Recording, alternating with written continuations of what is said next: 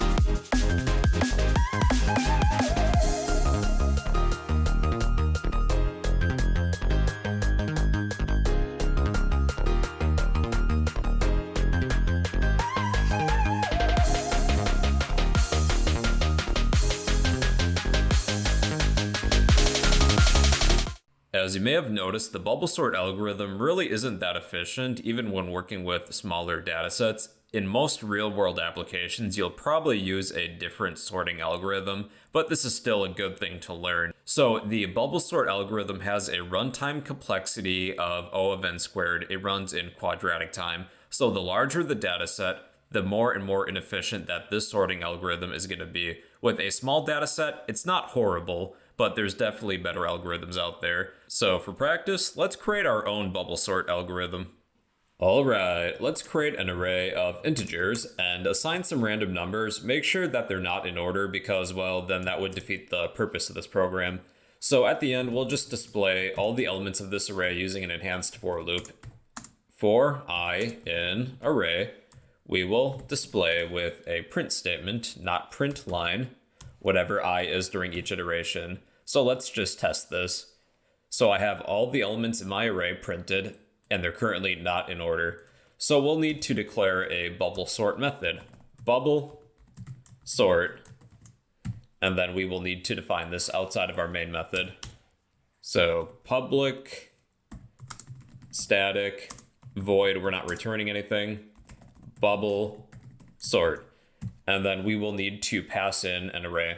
So that will be the argument array, and we will accept int array.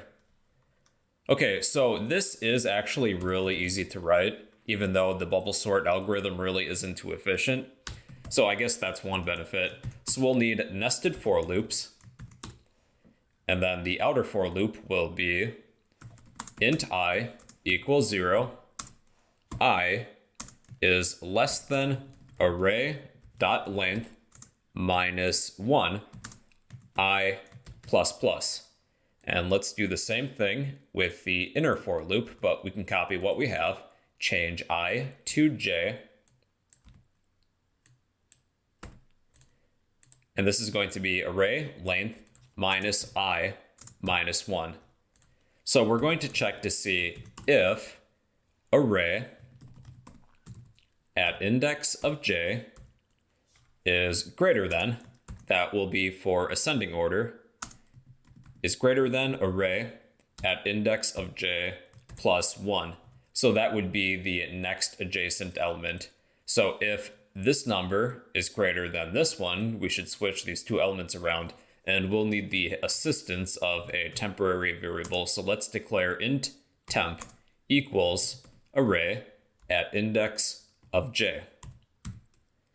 Then we will take array at index of j, set this equal to array at index of j plus 1, and then lastly we have array at index of j plus 1 equals whatever is stored within temp.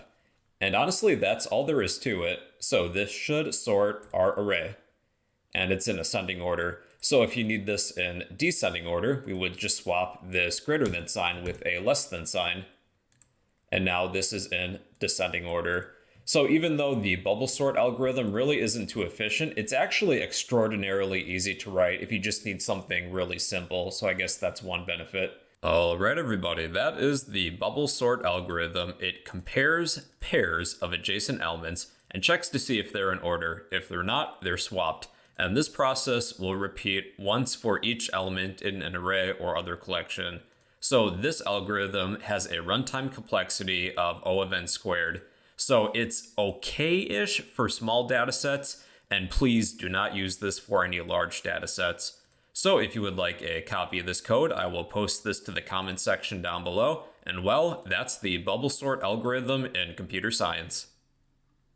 Hey you. Yeah, I'm talking to you. If you learned something new, then help me help you in 3 easy steps by smashing that like button, drop a comment down below, and subscribe if you'd like to become a fellow bro.